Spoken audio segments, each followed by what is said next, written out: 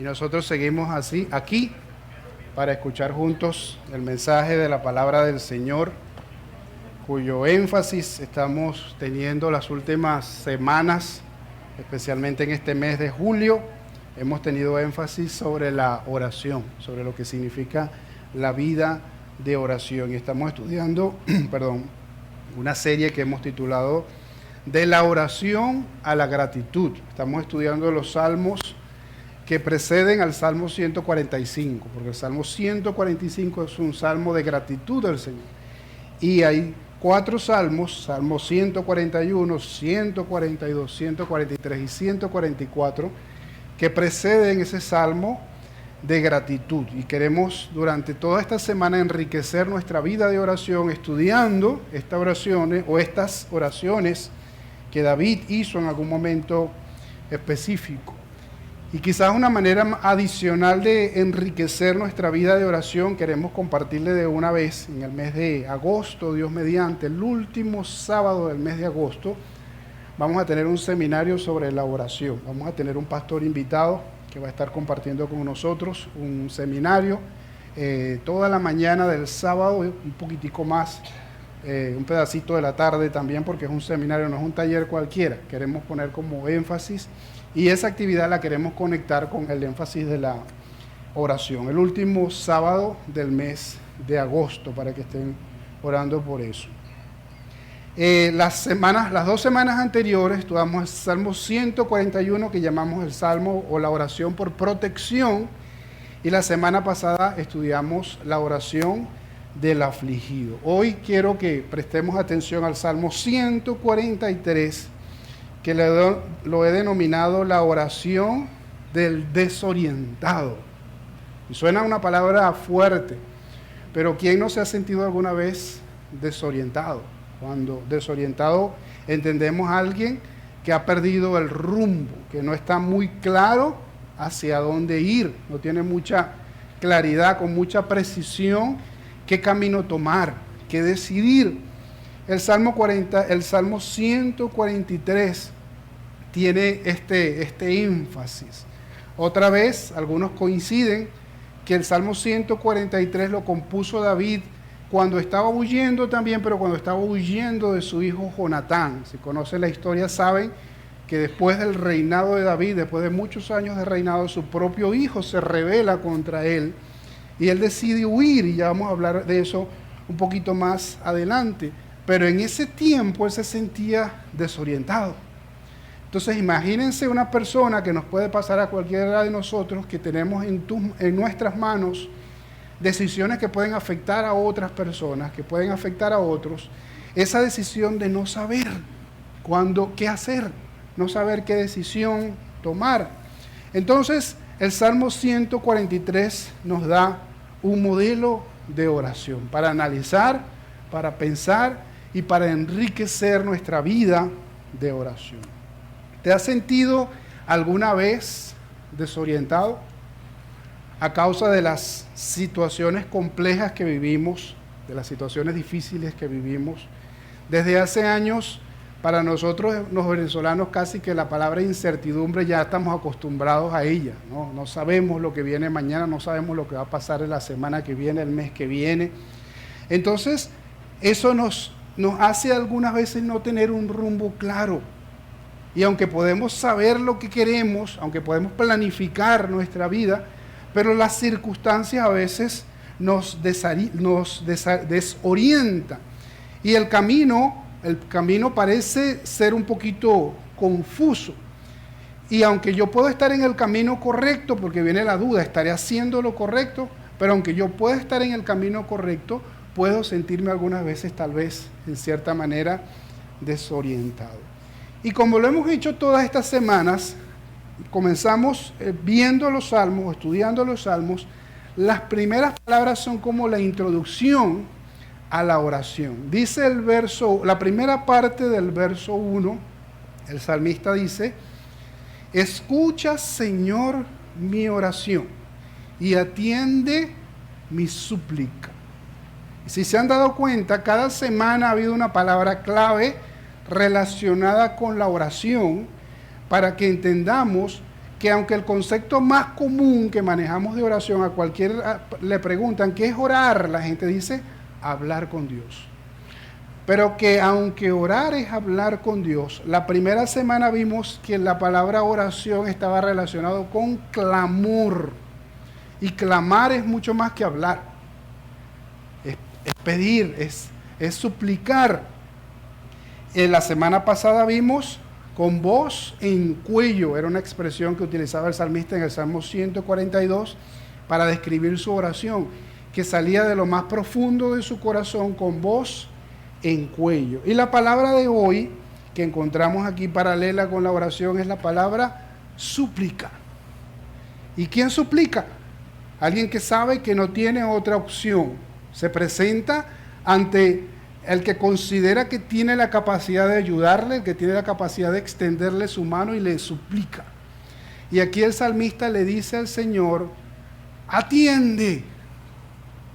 No solamente escucha, atiende mi súplica.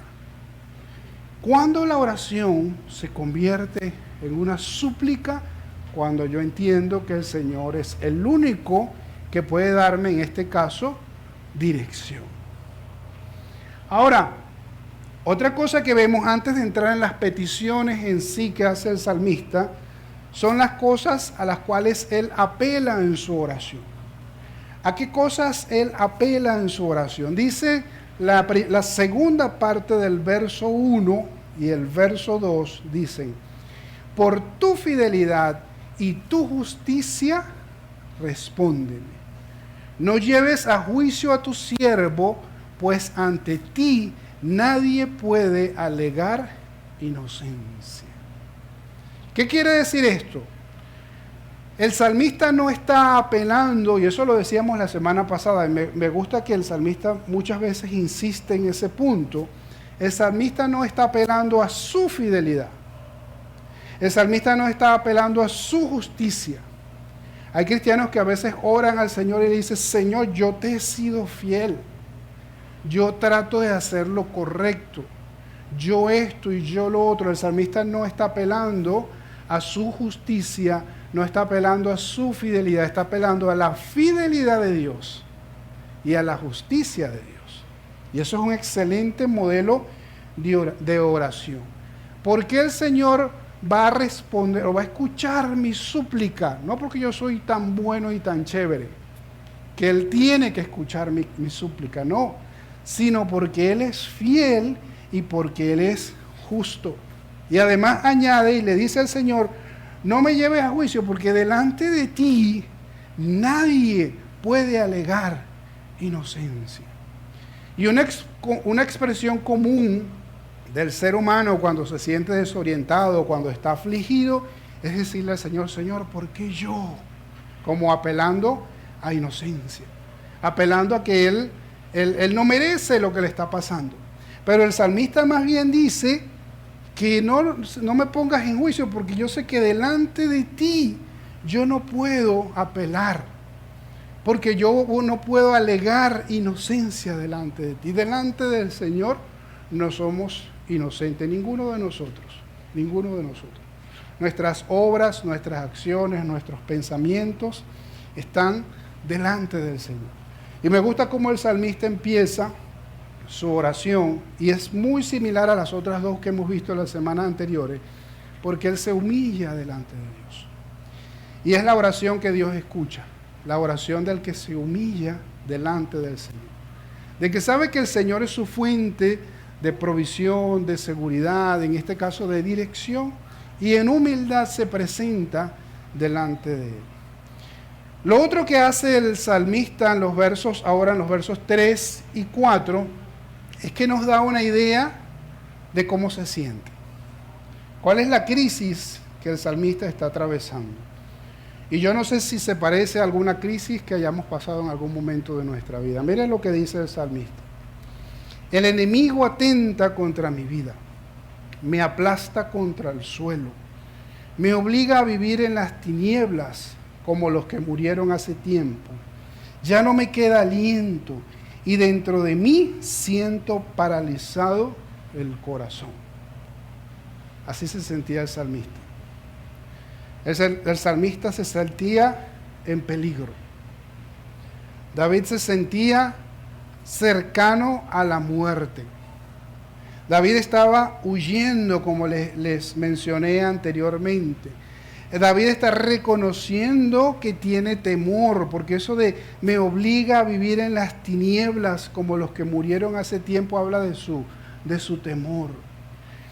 El salmista David había huido al escuchar lo que el hijo estaba tramando contra él y sus seguidores. Y aunque alguno pueda cuestionar la valentía de David, nosotros sabemos que David fue un guerrero y fue un guerrero muy valiente. Pocas veces David huyó, pero muchas veces, las veces que David huyó, es porque quería huir, perdón, es porque buscaba huir para estar con el Señor, para buscar dirección de Dios. No necesariamente solo porque tenía temor o porque tenía miedo, sino porque él quería huir para estar cerca del Señor. Ahí el salmista está reconociendo también que siente cansado, dice, ya no me queda aliento. Y está expresando angustia cuando dice, dentro de mí siento paralizado el corazón. Esa sensación que da como que el corazón no está latiendo y uno necesita como tomar aire. Bueno, los médicos le llaman a eso angustia o ansiedad. Entonces, el salmista describe cómo se siente. Y probablemente en algún momento de nuestra vida, o tal vez en este momento, usted se siente así o similar. Pero ¿qué hace el salmista? Acude al Señor en oración. Y eso es lo que tenemos que aprender. Cuando nos sintamos así, tenemos que refugiarnos en el Señor. A veces inclusive hay que apartarse, como lo hizo David, pero apartarse para estar cerca del Señor. Entonces, eso es lo que hace el salmista. Acude al Señor y hace sus propias peticiones. Las peticiones que puede hacer una persona cuando está desorientada. Pero todavía hay aún más. Antes de hacer sus peticiones, reconoce su necesidad. Dice el verso 5, traigo a la memoria los tiempos de antaño, medito en todas sus proezas y considero las obras de tus manos, le dice al Señor. Y algunas veces esto ayuda. A veces cuando hemos estado pasando por situaciones difíciles, en situaciones complicadas donde estamos desorientados y no sabemos qué hacer, a veces ayuda a recordar, bueno, o por lo menos a mí me ha ayudado muchas veces a recordar, bueno, si el Señor en el pasado me ha dirigido, ¿por qué no me va a dirigir hoy? Si el Señor me ha extendido su mano en el pasado, ¿por qué no me va a extender su mano hoy? Entonces eso le da a uno confianza. Pero el salmista reconoce o trae a la memoria, lo dice, aquellos momentos donde el Señor había obrado, sus proezas. Y qué valioso es cuando como cristianos aprendemos a tener esos registros de esos hitos espirituales, por llamarlo de alguna manera. Que podemos registrar esos momentos cuando el Señor nos ha ayudado en el pasado. A mí me gusta anotarlos y de vez en cuando ir al cuaderno y revisar cuando Dios ha respondido una oración. Y recordar, y a veces lo tengo subrayado en la Biblia, o a veces en la Biblia tengo una nota que me recuerda cuando el Señor me habló en algún momento específico a través de un texto de la palabra del Señor. Y eso me ayuda a fortalecer la fe, porque me hace acordar que en el pasado experimenté tal vez una situación complicada, pero Dios me dio dirección. ¿Por qué no me la va a dar hoy otra vez? Entonces, Él trae a la memoria esas obras del Señor, esas proezas del pasado, no solamente las que están en la Biblia, que son muy valiosas, sino también las que ha tenido con nosotros en el pasado.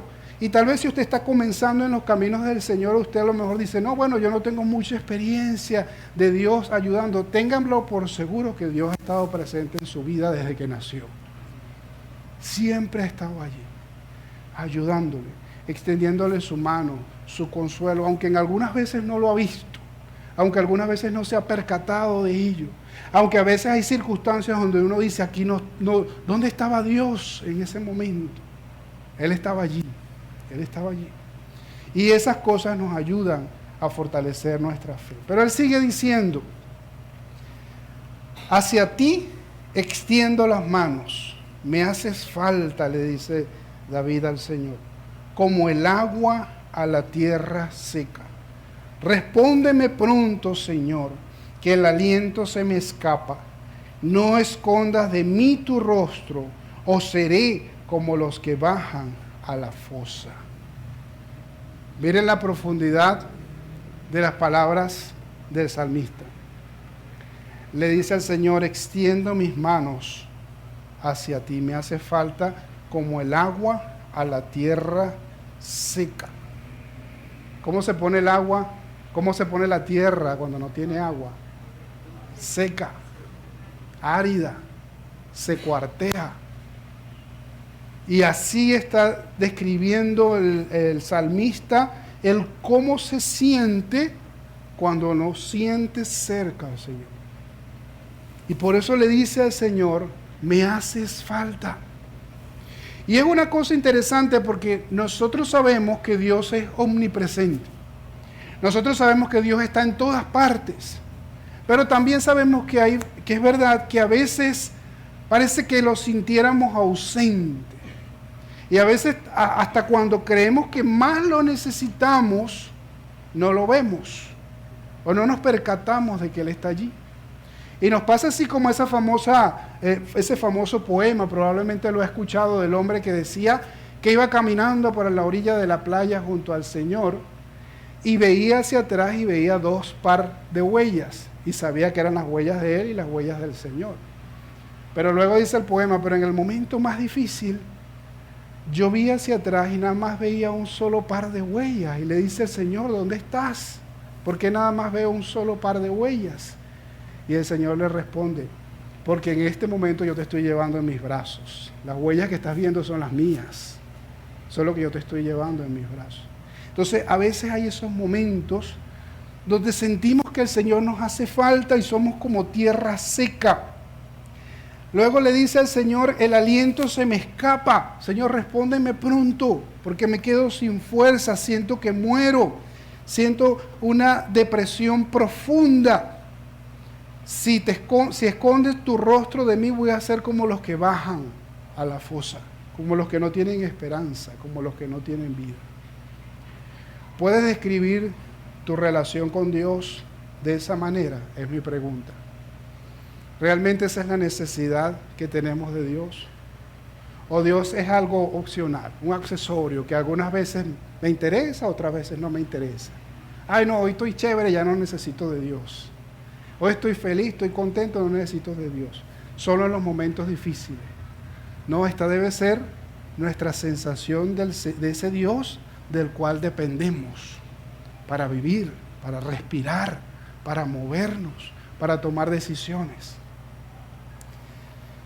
Ahora los quiero llevar a las peticiones que hace el salmista. Y el mismo patrón que hemos visto todas estas semanas. El salmista no empieza de una vez pidiendo. Primero alaba, reconoce al Señor, reconoce su condición, agradece, en este caso recuerda las cosas que Dios ha hecho en el pasado. Y ahora sí vienen las peticiones. En el versículo 8, la primera parte, hace su petición por conocer el amor del Señor.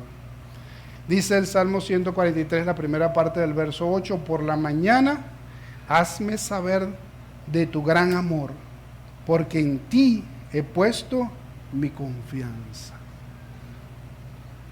Señor, por la mañana yo quiero conocer tu amor. ¿Por qué en la mañana? No sé si estoy especulando un poco, pero yo veo aquí como esa sensación que a veces uno tiene cuando está pasando por algo difícil y uno quiere imaginar que es solo un sueño y que en algún momento se va a despertar. Entonces el salmista le dice al Señor que en la mañana, que cuando yo despierte, pueda conocer tu amor, que yo pueda experimentar tu amor. Y ese debe ser el anhelo de todo creyente, conocer más al Señor y conocer más el amor del Señor. Porque a veces no lo conocemos lo suficiente, a veces ni siquiera describimos nuestra relación con Dios como una relación de amor profundo. Y el Señor quiere que conozcamos su amor. Y es interesante que el apóstol Pablo le dice a los creyentes en Éfeso cuál es su oración por ellos todos los días. En Efesios 3, no lo tenemos ahí en la diapositiva, pero quiero que me escuche o lo puede buscar en su Biblia. En Efesios capítulo 3, Pablo dice cuál es su oración por los creyentes en Éfeso y dice en el verso 14: por esta razón me arrodillo delante del Padre. Y dice otras cosas más. Y en el verso 16 dice: les pido que los fortalezca a ustedes en lo íntimo de su ser, versículo 17, para que por la fe Cristo habite en sus corazones.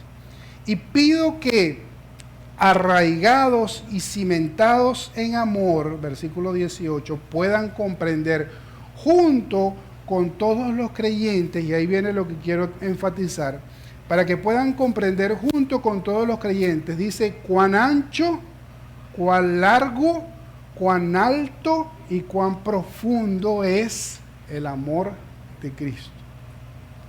¿Se acuerda ese corito que decía, el amor de Dios es maravilloso? Dice que es tan alto que no puedo ir arriba de él, tan profundo que no puedo ir debajo. Bueno, está basado en esta petición. Pablo le pide al Señor que los creyentes en Éfeso puedan conocer cuán ancho, cuán largo, cuán alto y cuán profundo es el amor de Cristo. Versículo 19, en fin, que conozcan ese amor que sobrepasa nuestro conocimiento para que sean llenos de la plenitud de Dios. Entonces, nuestra primera petición, cuando necesitamos dirección, debería ser: Señor, yo quiero conocer más de tu amor. Quiero conocer cuán grande es tu amor. Luego hay una segunda petición que hace el salmista, tal vez la más obvia de todas, la petición por dirección. Y esa la encontramos en la segunda parte del versículo 8 y en el versículo 10. Le dice David al Señor: señálame el camino que debo seguir, porque a ti elevo mi alma. Señor, señálame el camino que debo seguir.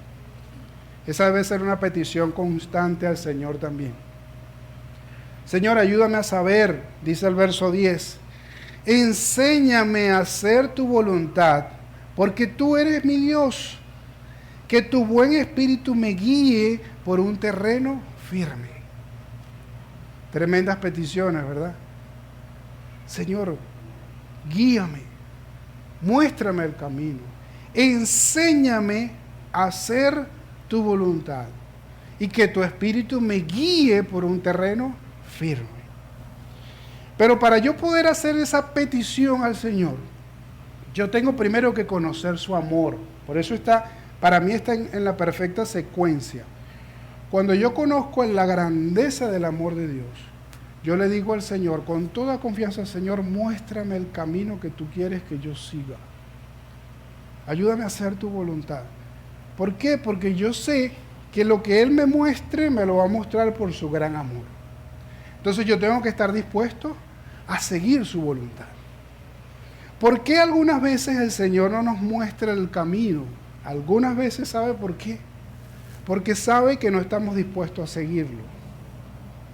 Porque a veces somos rebeldes y le decimos: Señor, ¿por dónde quieres que vaya? Señor, muéstrame el camino. Y el Señor le indica que es por aquí. Pero usted dice: ay no, Señor, pero por ahí no. Por aquí se ve mejor. Señor, muéstrame el camino. Entonces el Señor le dice: bueno, sí, yo quiero que tú te vayas para allá. Ay no, Señor, pero yo aquí estoy bien. Entonces, ¿para qué le dijimos que nos mostrara el camino? O lo contrario: Señor, muéstrame el camino porque me quiero ir. Y el Señor te dice: no, quédate ahí donde está.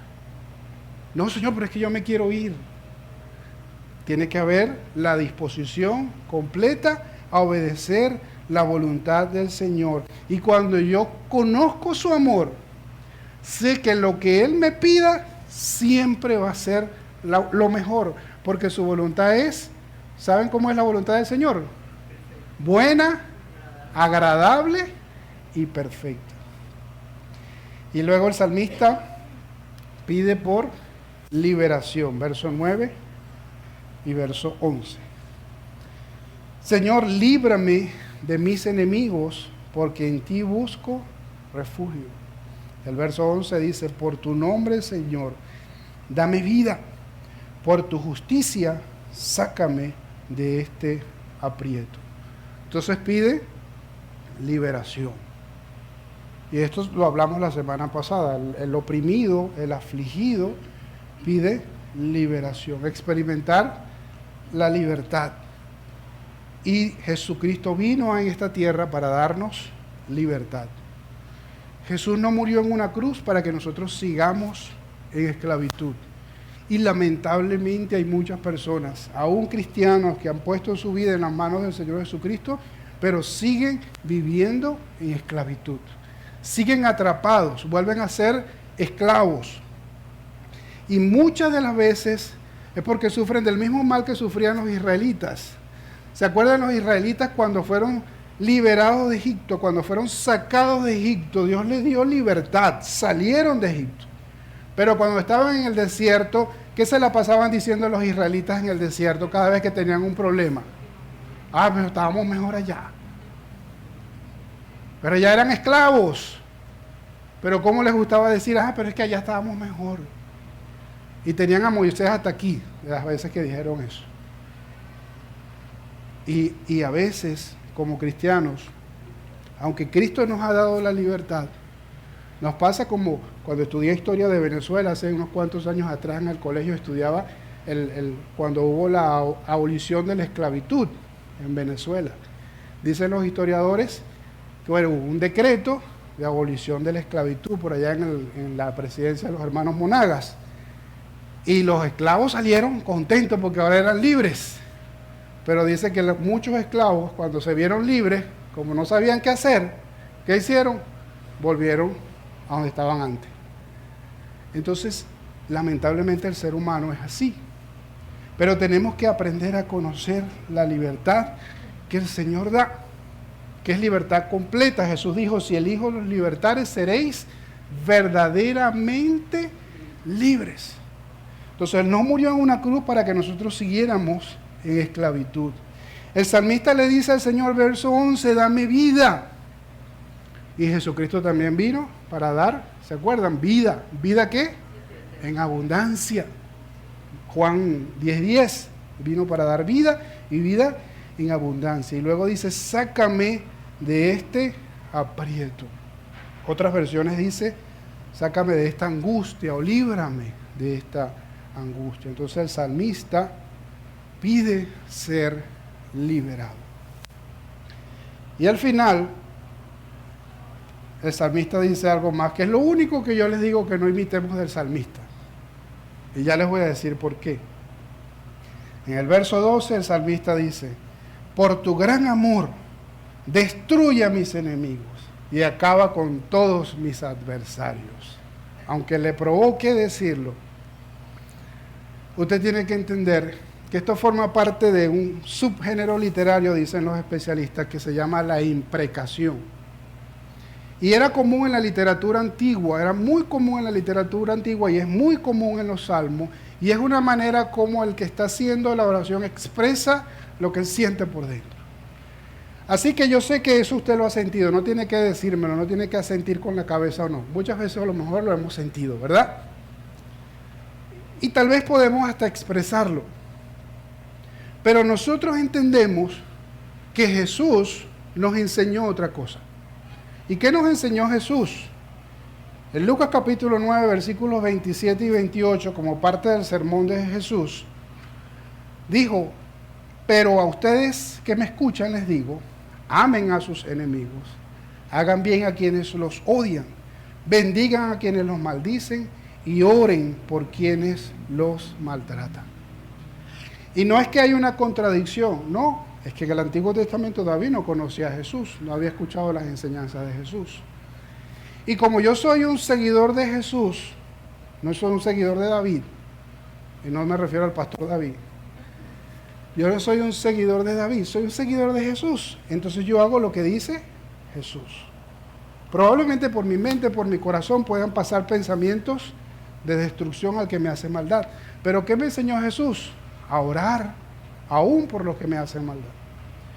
Y cuando el Señor nos enseña a orar y a bendecir, no necesariamente quiere decir que usted le mande flores y que lo abrace y que lo quiera, no necesariamente quiere decir eso.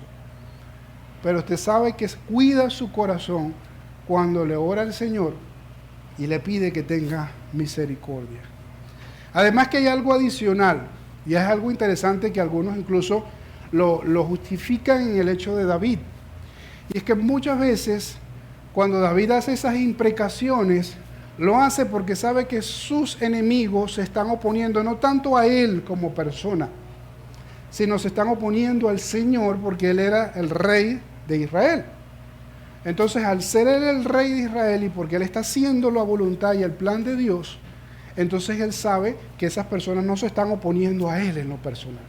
Entonces no podemos agarrar los salmos imprecatorios y porque alguien me lanzó el carro en la autopista o porque alguien me puso música a todo volumen, Señor, como dice el salmista, destruye a mis enemigos. No, porque no es lo mismo, no es lo mismo. Entonces tenemos que orar con el ejemplo que nos dio el Señor Jesús. Termino con la pregunta para reflexionar en esta mañana. ¿Cómo estás orando en medio de la confusión? Esa es la pregunta que tenemos que hacer. ¿Qué podemos aprender de la oración del salmista? ¿Qué queda para nosotros? Reconocemos nuestra condición delante del Señor, nos presentamos delante de Él con súplica, nos presentamos delante de Él no apelando a nuestra justicia, no apelando a nuestra santidad o a nuestra fidelidad, sino apelando a la justicia de Él y a la fidelidad de Él. Le estamos pidiendo al Señor que nos libere, que nos permita conocer de su amor, que nos permita ser liberados como Él lo promete en su palabra. Esas son las cosas que podemos aprender de la oración del salmista para aplicar a nuestra vida. Y quiero terminar con la última frasecita de esa oración, que me llama mucho la atención, que David cierra su oración diciéndole a Dios, yo soy tu siervo. Yo solo soy tu siervo. Yo hago lo que tú digas. Yo me pongo en tus manos. Y esa debe ser nuestra actitud. Y cuando oramos de esa manera, eso va a enriquecer nuestra vida de oración. Porque somos siervos del Señor. Nos sujetamos a Él y nos sujetamos a su voluntad. Podemos expresar lo que queramos, podemos abrir nuestro corazón al Señor, podemos decirle al Señor cómo nos sentimos, pero al final lo que va a predominar es que nosotros somos su siervo y le decimos al Señor, yo soy tu siervo, aquí estoy, para que tú hagas conmigo lo que quieras hacer. Amén. Voy a invitarle a inclinar sus rostros y vamos a orar. Gracias, bendito Dios, te damos por tu palabra. Gracias por tu gran amor, por tu bondad, por tu misericordia, por lo que tú nos enseñas, Señor. Gracias porque podemos crecer en nuestra vida de oración, como tu palabra nos muestra, Señor. Ayúdanos a tener la actitud correcta y aun cuando estemos desorientados, aun cuando nos sintamos desamparados, aun cuando la circunstancia, la adversidad o cualquier persona nos haga sentir temor, podamos tener la confianza de acudir a ti y expresar nuestras peticiones delante de ti. Por eso te alabamos, te glorificamos y oramos en el nombre de Jesús. Amén y amén.